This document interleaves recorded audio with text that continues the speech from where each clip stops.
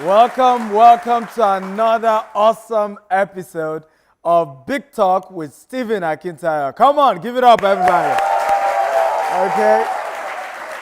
So today we have Mr.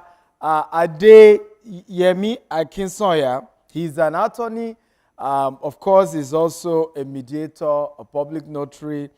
You're welcome on the show. Thank you for coming. Yes, thank you. We also have Mr. Lancelot Immersion, who is a film producer, film director, advocate. He's all-rounder. Thank you for coming and welcome. So today, we're going to be discussing, does Nigeria deserve your and my patriotism? And we're going to be right back very soon. Big Talk with DSA, building a new Nigeria. Come on. Okay, welcome back. Welcome back. So, like we said, does Nigeria deserve your patriotism, right? It's often said that a lot of us as Nigerians struggle to be patriotic. And today I have a very, very patriotic Nigerian, Mr. Adeyemi. Very patriotic. And that's why I put him on my right, you see, my right-hand side. And I have a man that I'm not going to say is not patriotic, right? Just that he has his concerns. And I've decided to put him on my left. So let me start with, my right-hand side, right? So, sir, you've traveled over the world. You've been in the U.S. for a bit, and you've seen how people, are like American dream and all this. And I'm not sure we have a Nigerian dream. But why are you so patriotic about Nigeria? Did you import that from America or what? Well, first of all, Stephen, I must tell you that I'm not sure at this stage whether you are patriotic yourself from that statement. I am. But let me start on the onset and say that it is important for us to distinguish the concepts. Now, if you know the national anthem, it gives us an indication what it should be. Yeah. The word says, "Arise, O compatriots, Nigeria's call obey." Yeah. Even the old national anthem said, "Nigeria, we hail thee, our own dear native land." So I think there's an important distinction. I know we cannot deceive ourselves that there's a lot in our society, in our governance, in our government, in our politics that will make us unhappy, unsatisfied, that will make us frustrated. Yes. But I'm not talking of patriotism to the political leaders. I'm not talking of patriotism to the political system. I'm not talking of patriotism to the persons who are in charge. There's a lot that could change.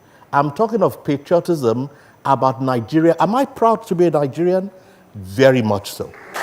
Now, what we are missing, what we are missing in Nigeria that is making us, there's one thing about Nigeria. One of the things that is missing is that we have the tools, we have the resources, we have the raw materials on the ground. What is missing are the people who are able and who should put it together to give us what we want. That is what is missing. And as we look at this, Stephen, I'll tell you this. Many times people have asked me, for example, I'm clearly not a young person. Trust me, the white hair you see is not the makeup artist who put it. It's Nigeria Wahala what they with the white hair. But we are not particularly young. But one thing I can tell you is that over time, I've had opportunities in my life to have lived abroad, to have stayed abroad. But on each occasion, I have made a clear election to return to Nigeria. Okay, let me go to Lancelot, who obviously is not as old as our barrister here, and probably speak the language of the youths, right, who are, you know, not saying Nigeria jaga jaga, not trying to japa as it were, but how many of you here want to japa, by the way? Let me see your hands up. No, we'll talk to now. We have a lot of japa gang in the studio. You know, I mean, is there any reason for us to be patriotic in this country? Well, I turned 50 some 7-8 months back. I turned 50. Congratulations. Thank you. And I did a release when I turned 50 that I was orphaned by Nigeria since I was 12 years old. Of course, at 50, I saw Nigeria when it almost worked. For the young people here, there was a time in Nigeria before NEPA took light in your area, they would go to the newspaper and write to inform the residents that those people living in Badure, by 12 o'clock on Saturday, 19th of February, there's going to be power outrage from 12 to 4 o'clock. I saw Nigeria like that. I saw Nigeria, this one that people are making politics over feeding children in school. There was no announcement. I was fed when I was in primary school. So until I was 12 years old, I started seeing Nigeria go down.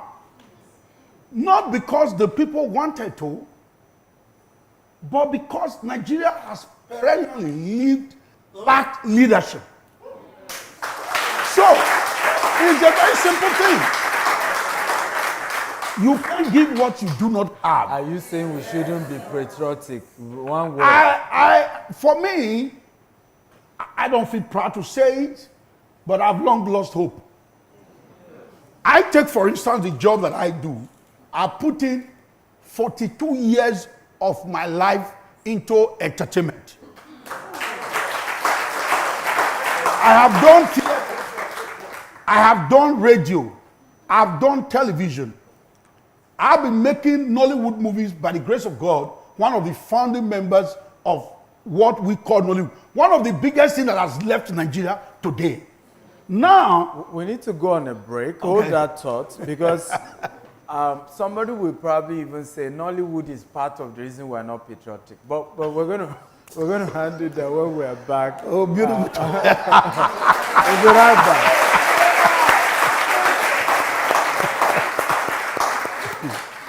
The major secret I have learned that has made me successful in business is that it's not how much money you make, but how much it works for you and the generations you keep it for. The only way to achieve this is by investment. Real estate is the only type of investment that has stood the test of time, and we guarantee you massive wealth from generation to generation. What are you waiting for? Invest in real estate today. Invest with GVest today. Big Talk with DSA, building a new Nigeria. Welcome back. Okay, welcome back to Big Talk with Dr. Stephen Akinta. It's really exciting to be here. And before we went on the break, we're talking about you Nollywood producers and filmmakers, right? Are you not part of the reasons why we're not patriotic? Because many of the movies are projecting the negatives rather than positives. Same thing with media. You, for example, and I've said this oftentimes, you go to, there's no time I've been in the US that I'm in Maryland, I've not heard of a gunshot, somebody being shot. Of course, Chicago is almost every day, but you will not see it on CNN, right? In Nigeria, movie makers, our media, is to project what is not working. So aren't you part of those, because you're almost, playing victim right now, but you probably are part of the problem. No, I disagree. I disagree.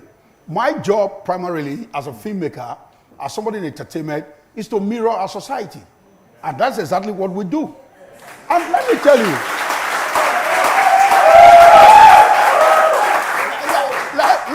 let us be very realistic here. We always make reference to America. You see, there's kind of a father that you will have, the kind of parents you're going to have, the kind of love they show you. I'm not talking about money.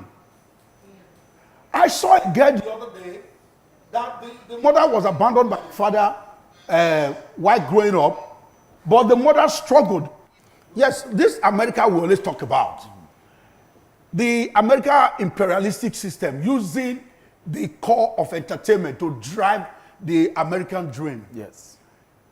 Before I ever Why are went you to not doing that? Yes, before I ever went to America, that was the picture I had. That America was everything and all that. I also got to America. So there are some broken roads and all of that things you just talked about. Now, I talked about a parent giving the best that they have. I was making an illustration with a girl who, after her youth service, wore her passing out costume, went to the mom and gave her a salute. It was so emotional, I wept. And the woman started, it was on the BBC Pidgin English. It was so emotional. She said she understood the meaning of the salute, that is for somebody important, that when dignities come to their camp, they give them salute. I said, somebody deserves this salute in my life. And that's my mother. Because of what the mother went through to give her education that she had. And after that broadcast, there were a lot of jobs coming for her. Take that vis-a-vis Nigeria. What has it given to you? What can I, even in my chosen field, you said Nollywood. I could choose to be an educational filmmaker. And as a result, like the patriotism you have exhibited by this kind of a program, I give you kudos for it. Thank you. Thank you very much. Thank you. Not be you write this book. Not be you write this book. There must be something that you have seen that you want to share. That is fine. But I call on Nigeria, those that are responsible for piloting the affairs of this country, to give to their citizens. Yes. And you will not even ask for it. You will see people bouncing back patriotism. Okay, beautiful. But Barrister, I need to come back to you. I remember my first time traveling to the US with my green passport, of course. And, I got to the point of entry and they put my passport inside a yellow bag and asked me to follow a gentleman. So I didn't know what that meant. They asked me to sit somewhere. So I had to call my immigration consultant. And he said, what did they put your bag in? If it's red, you just land in Nigeria. They don't deport you with that. I felt like, wow, I spent a lot of money to come to America. So I stood up and I walked up to the immigration official. I said, what's going on here? Why are you subjecting me to further scrutiny? And the man said, don't I have the right? I said, I don't know. Maybe you have.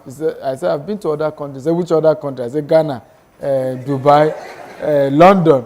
They don't treat me like this. He said, you Nigerians, it's because you say half truth and half lie. I felt so embarrassed. I remember telling him, I said, I'm not just an ordinary Nigerian. Google my name. Of course, he Googled my name, saw that I've written a book, and gave me a special treatment. Said, obviously, you're one of the most important people from Nigeria. On behalf of the United States of America, welcome to Atlanta, Georgia. But not everybody can even defend themselves that way. Not everybody has written a book, or each time we go outside this country, once you have a green passport, right, your life is finished. Barrister, why should I still be patriotic with all this, stigmatization just because I'm in Nigeria? It boils back to the thing I said at the beginning. You are talking of two issues here. There is the country. There are its leaders, there are its systems. There are also a group of persons. In any bag of place you have your bad eggs. It is important for us, again, as I said, to distinguish between being patriotic about Nigeria and being patriotic about our leaders, about our government. Now, when Imaswen was speaking, he made a reference to a time when we had leadership. Yeah. Okay? It was not, the Nigeria has not changed. Yes. It's a kind of leadership that existed changed. that has changed. We have the power in our hands to hold people accountable. Okay, let me go to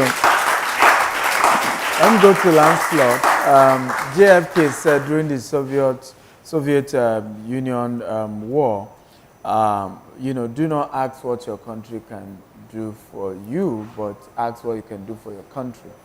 Right? You are flipping that to say we should be asking what our country can do for us. We did a contest with which JFK said that. Do we have same contest here? I can't. I have lost it. I'm not proud to say it, but this is the way I feel. A colleague of mine, counterpart like me, doing what I've been doing in a different climb, will probably be getting different results. So, those that are saddled with the responsibility, we have started again now. I did a video the other day, I posted it, that's the way I can. We contribute our own quota in our way. I shoot skits, I put it out there. You see, this is a beautiful idea. More of such need to come to influence the minds of the youth towards having the guts. See, the issue is the guts. If I come out to challenge and ask for accountability, will I not be killed? If I'm killed, who is going to ask for my dead body?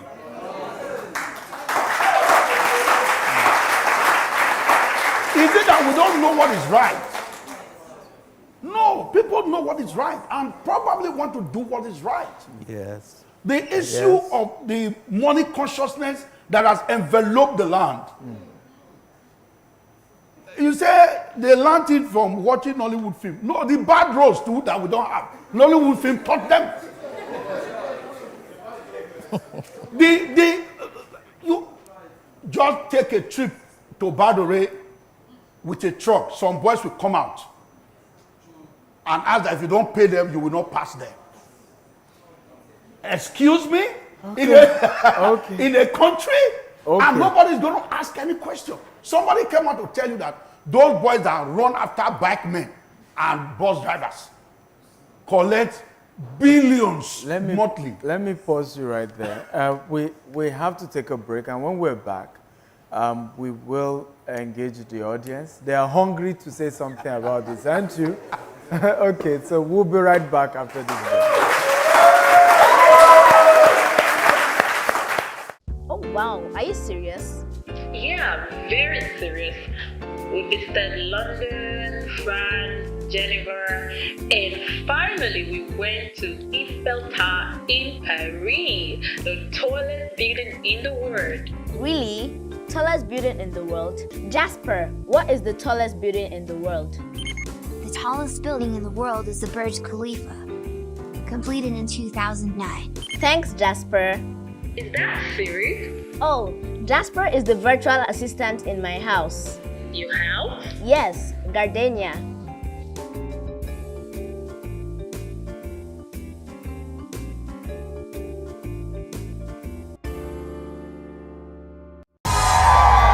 Big Talk with DSA, building a new Nigeria. Welcome back. Welcome back to the Big Talk with Dr. Stephen Akintayo, and I'm excited. We want to take questions now from the audience. Does Nigeria deserve your patriotism is what we've been discussing so far. So, number one person who is the first, madam here, go ahead. Well, my name is Mrs. Ngozi Uwala. My question is on barrister. Barrister, sir, I want to ask this question. What is the hope of the common man on our judiciary, on Nigeria judiciary today? Seeing what is playing out, a common man doesn't have justice in this country again. So I want you to explain to us the hope of a common man on the Nigeria judiciary today. Thank you. Thank you very much. There's a gentleman here who already looks like he's in Canada, or US. So he has to tell us, you know, what he thinks about being patriotic. Because I know his body is just in Nigeria, but his spirit and soul as Japa.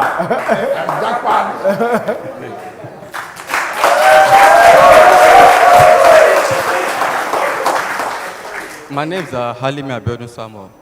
My question is, what can we do to make us patriotic? Okay, beautiful question. So, Barrister, I think you have most of the questions. Okay, let me start from the first one. I'll try to be as brief as possible. Yes. First of all, you're right. It's part of the thing I've said that there are many things that need to be looked into. I happen to have the privilege of knowing that there is a lot of action going on from the government at all levels, both at federal and at state levels, towards reforming the judiciary and our judicial processes. Okay.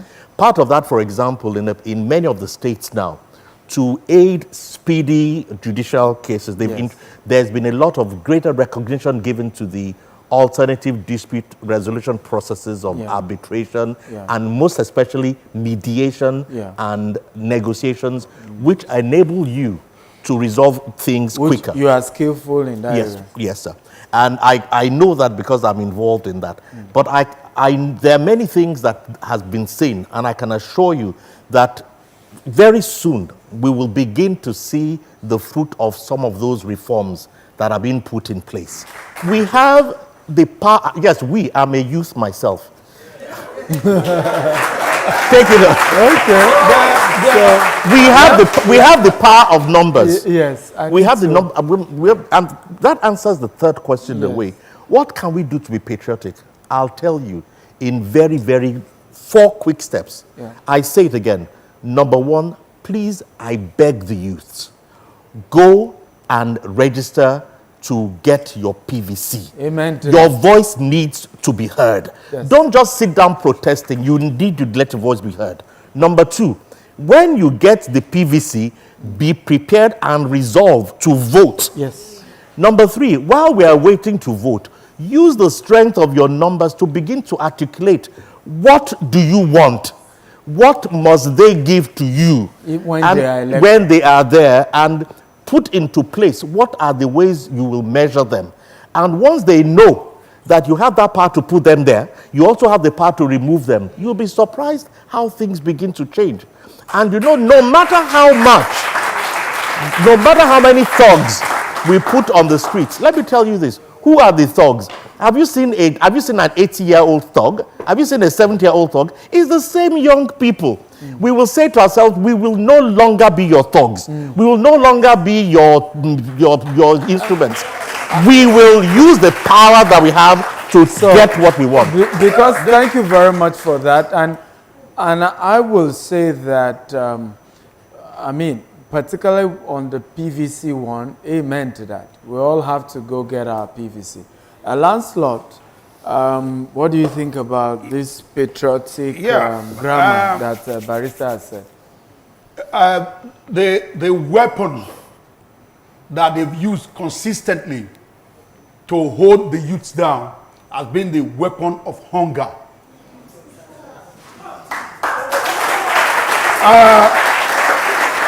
People are hungry. Like I said, I've gone on my social media to say, Nigeria needs help. When I see the kind of persons coming out to say they still have the temerity, I say they don't see Nigeria finish. They still have the effrontery to come out to say they want to be president of Nigeria. It's saddening. Stephen, I have been watching in the news a governor come out to say, this is my anointed candidate. In a country, in a state of over 4 million persons. One individual is coming out to say, I have anointed this person to be the next governor. You can resist it by going out to vote. Yes. Okay. Why are they getting some youth to support? They have used the weapon of hunger. Unfortunately, time is not our friend, on this show. The truth remains that those in government need to know that something is wrong and they have to act fast because time is over. But those of us who are citizens need to know that we're more powerful than we think. 100,000 people cannot hold 200 million people hostage. It's not possible. There are a lot of things we can do, and one of them is to go get your PVC, right? We have 70% young people, but they don't vote. They don't have PVC. So go get your PVC. Number two, which is very important, go join a political party, right? If we can prove to them in 2023 that we are the ones who elect people and not godfathers, then I can assure you we can also hold them accountable when they get to power. Yeah. And that's how we're going to change this nation together. Thank you for coming on the show. I want to thank Lancelot. I want to thank Barrister Adeyemi. And you audience, you are fantastic. Wonderful. See you next week. Bye-bye.